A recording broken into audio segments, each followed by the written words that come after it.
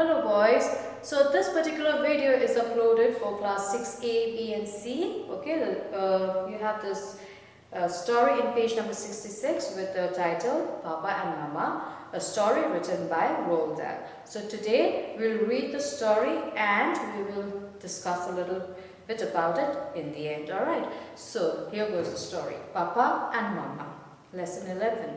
My father, Roald Dahl, was a Norwegian who came from a small town near Oslo called Spasberg.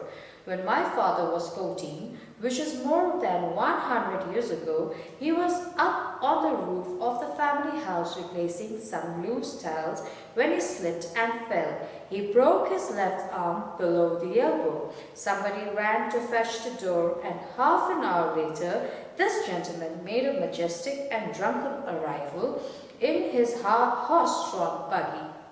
He was so drunk that he mistook the fractured elbow for a dislocated shoulder.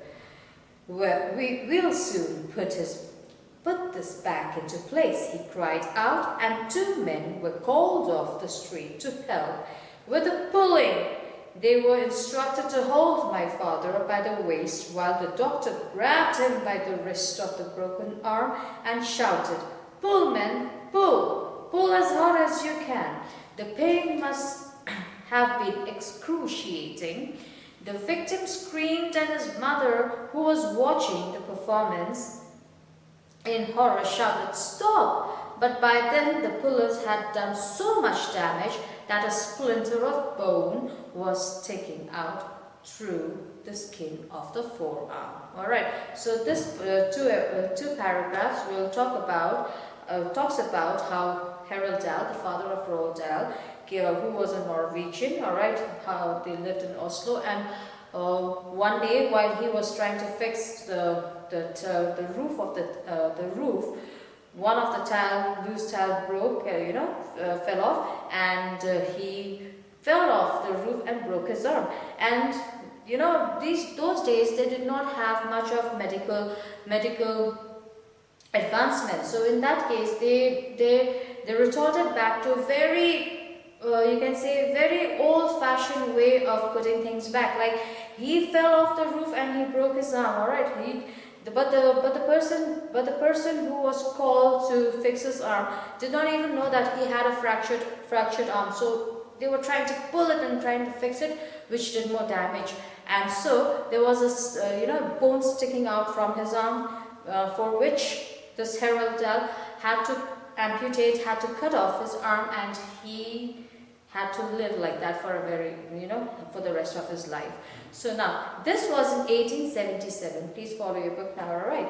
In 1877, and orthopedic surgery, alright, orthopedic means something relating to your bones, alright, was not what it is today. So they simply amputated the arm of the elbow. Okay, so there were not good medical facilities like you have now. So what they did was, the only way that they found the best way to treat his arm, to treat his fractured arm, was to cut it off, amputate. Alright. And for the rest of his life, my father had to manage with one arm. Fortunately, it was the left arm that he lost, and gradually over the years, he taught himself to do more or less anything he wanted with just the four fingers and thumb of his right hand. He could tie a shoelace as quickly as you and me, and for cutting up the food on his plate, he sharpened the bottom edge of the fork so that it served as both knife and fork, all in one. He kept his ingenious instrument. Ingenious means something which is born out of your intelligence. Alright. He kept his ingenious instrument in a slim leather case and carried it in his pocket wherever he went. The loss of one arm, he used to say, caused him only one serious inconvenience. He found it impossible to cut the top of a boiled egg. So it is, the eggs, you cannot put the egg on the table, alright, so even if you're trying to cut it off, it'll just slip and fall because of the shape. So that is the only inconvenience, he said, he had to face, to cut the top of the boiled egg. So my father, which means to say that he wasn't very sad about losing his because he had basically taught himself how to taught himself every work with his and he used to do it with his right arm, right hand. My father was a year or so older than his brother Oscar. Soon after they left school, they decided that a small town like Salzburg was no place in which they made a fortune, to make a fortune. So they ran away from home and managed to reach France on a cargo ship. In Paris, they agreed to separate because each of them wished to be independent of the other. My father met another young Norwegian called Agnesen, and the two of them decided to form a partnership and become shipbrokers. A shipbroker is a person. Now, who is a shipbroker? Is a person who supplies a ship with everything it needs. When it comes into port, fuel, food, ropes, paints, soaps and towels, even hammers and nails and thousands of other tiddly items. Tiddly means odd, small items that you need around. But the most important item he supplies is the fuel on which the ship's engine runs. In those days, fuel meant only one thing. It meant coal, and to the shipbrokers, coal was black gold. Alright, now, so my father and his newfound friend, Mr. Annetson, you can see it in the picture also, set up the business in the greatest coaling. You can see it in the picture there. The two of them are sitting there. They were good friends now. They were the newfound, and Mr. Annetson was the newfound friend, but they were very close to one another, and they were even partners in the business. So Roald at that time was Cardiff in South Wales. In Cardiff, the shipbroking firm of Augustine and Dahl was started in a single room rented as an office. From then on, we have what sounds like was one of the most exaggerated fairy stories of success. So that was from where he started to gain success. Okay, so that was a small in Cardiff in South Wales. Alright, so that was the place from where he started his business, and that is how he flourished. But in fact, it was the result of tremendous hard and brainy work by those two friends. Within a few years, my father was able to buy a fine house in the village and just outside Cardiff, and this is where I was born in 1916 after 4 children. So now this story is almost like an autobiography. First person writing the story. It's written in the first person narrative technique. I is there. I here, that does not mean I. So I here refers to Roald Dahl. So a story which is written with the first person narrative technique, like I, it is known as an autobiographical story. Alright.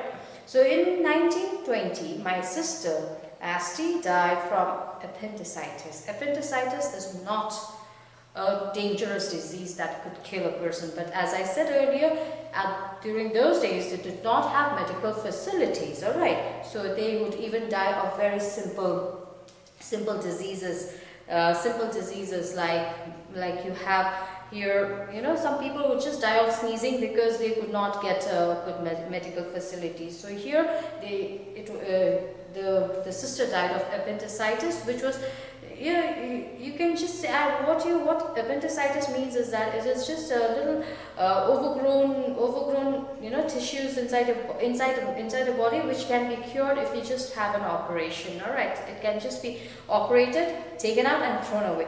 But during those days there were not good medicinal facilities, so the sister died of appendicitis. It must have burst inside her stomach. So when Asti died, the father, Roald Dahl, started to lose control over his life because Asti was his favorite child. So now Asti was my father's favorite. He adored her beyond measure, and a sudden death left him literally speechless. For days afterwards, he was so overwhelmed with grief that when he himself went down with pneumonia, a month or so afterwards, he did not much care whether he lived or died. So he also died after a few months due to pneumonia. Pneumonia is a kind of a disease that affects your lungs. So in those days there were no penicillin. Again, there was no good medicine. Now we have penicillin, which cures pneumonia. Alright, so in those days, because of no medical facilities, they died easily. So here, or any magical antibiotic cures, and pneumonia was a very dangerous illness indeed. The patient had to fight to survive. My father refused to fight.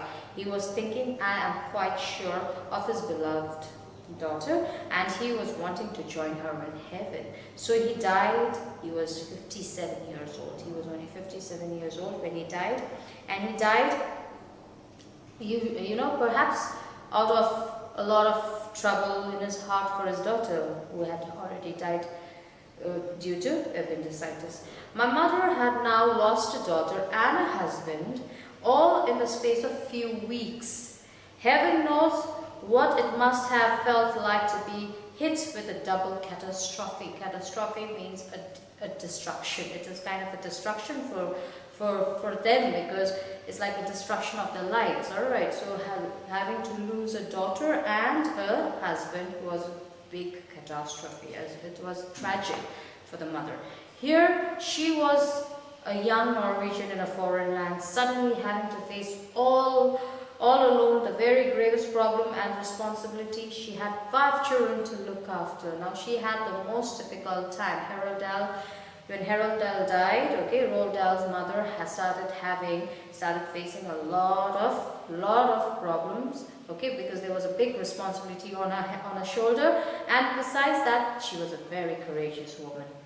And alright, would almost certainly, if she had not been courageous, she would have probably just sold out everything and would have moved on. But a less courageous woman would almost certainly have sold the house and packed her bags and headed straight back to the Norway with her children.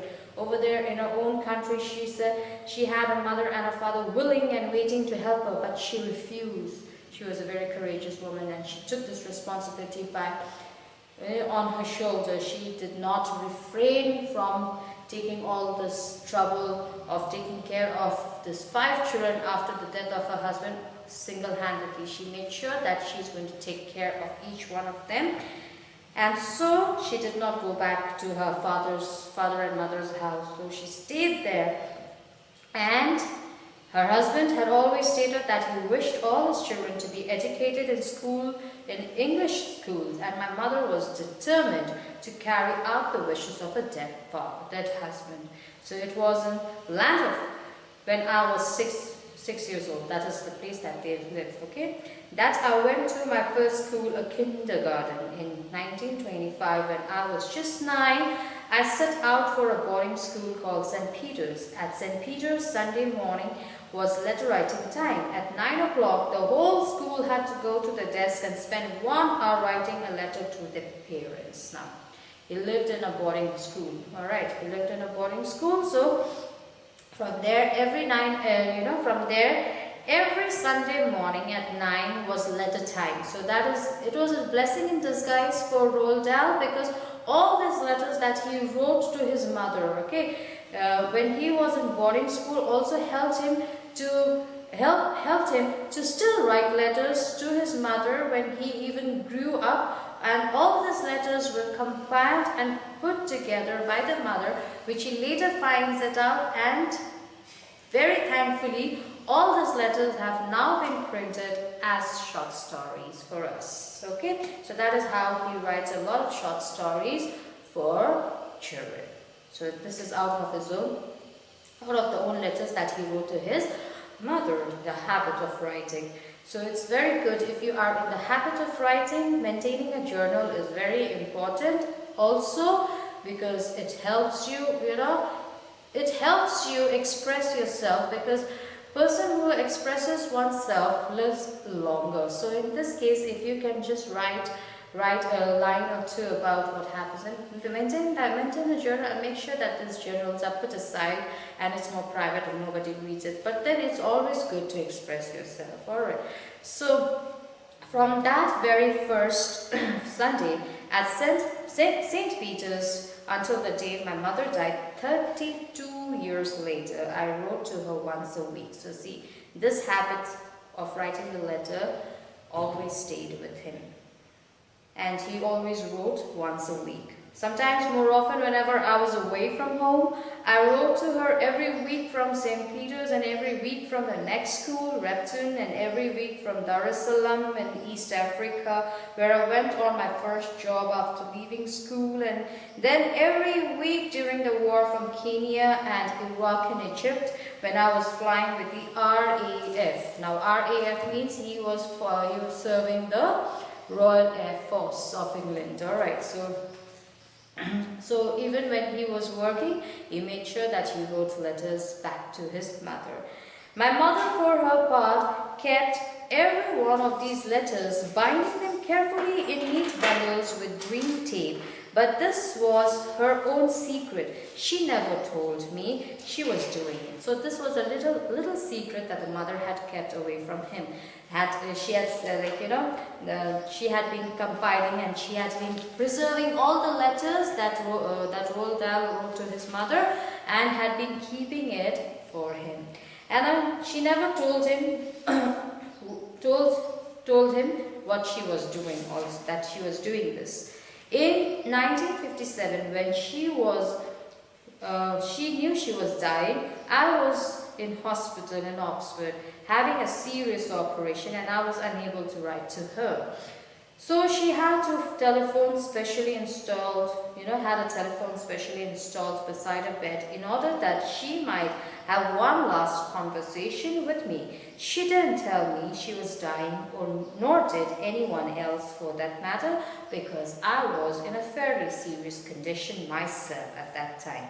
She simply asked me how I was and hoped I would get better soon, and sent me her love. I had no idea that she would die the next day, but she knew all rights and she wanted to reach out and speak to me for the last time. Now, did you see it in the picture? She's holding a bundle of papers. So this is the letter that she had been compiling and had been keeping all these years, and had been keeping it as a secret away from him. And then she calls him and just wanted to hear his voice, because Roald Dahl could not fly back to see his mother because he himself was very sick. Okay, he had an operation and he was very sick and he was recovering. So when I recovered and went home, I was given this vast collection of my letters, also neatly bound with green tape, more than 600 of them. How many? 600 of them. Because he has been written it for the past 32 years, so every week he writes. So there was a lot of letters that was there. So there were about 600 of them all together, dating from 1925 to 1945. Each, so that was about 20 years, okay? So each one of its original envelope with the old stamp still on them. I was awfully lucky to have something like this to refer to in my old age. Okay, so this was the happiness he gets, even though he has lost his mother and his father.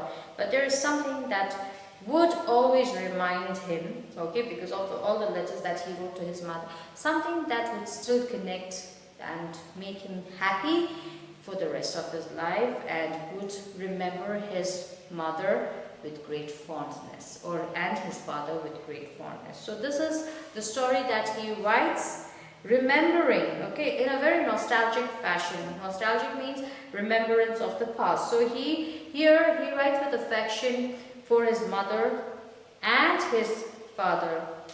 Okay, so he was a British novelist. Roald Dahl was a British novelist, and he has written many short stories. Okay, and as I've already told you, he has written stories known as the BFG and Charlie and the Chocolate Factory, which has also been converted into a Hollywood blockbuster, I think, with Johnny Depp as the character. Okay, Charlie and the Chocolate Factory. I think you should watch it. It's a wonderful movie for children. So that was based on the story written by Roald Dahl. Okay, Charlie and the Chocolate Factory. He's written stories like Matilda. Even Matilda has been turned into a Hollywood block class. So you see BFG. I think I've seen many children in our school reading stories written by Roald Dahl, and I think BFG. I've seen many of you read the story too. So here, Papa and Mama is an autobiographical piece. All right, as I mentioned earlier, because he himself is there in the story, and it is written in an autobiographical tune, where he is there in the story and he is referring to every incident as if he's been standing there and watching it. So here, it's an autobiographical piece in which he talks about his parents in a nostalgic fashion. He remembers them with great fondness, and he loves his mother and father. All right. So all this he writes it in the story called Papa and Mama. So however, you can see Papa and Mama is actually an extract from a larger story, a larger book called The Boy. Okay, this is the story that he has written. And this is just an extract from that particular story. I think you should go ahead and read the stories. Alright, so thank you so much for listening, and I'll see you in the next video. Thank you.